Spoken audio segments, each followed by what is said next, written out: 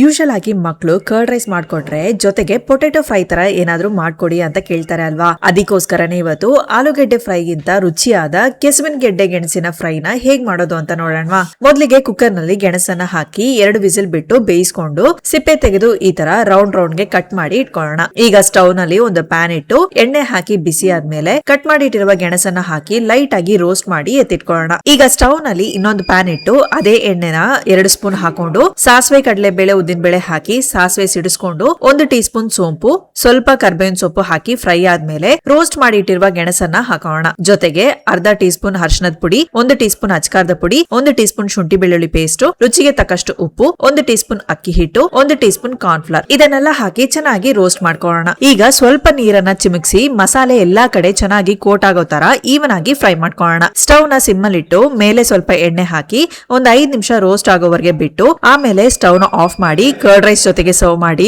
ತುಂಬಾನೇ ಚೆನ್ನಾಗಿರುತ್ತೆ. ಸೊ ಈ ವಿಡಿಯೋ ಇಷ್ಟವಾಗಿದ್ರೆ ಲೈಕ್ ಮಾಡಿ, ಫುಡಿ ಕನ್ನಡನ ಫಾಲೋ ಮಾಡಿ.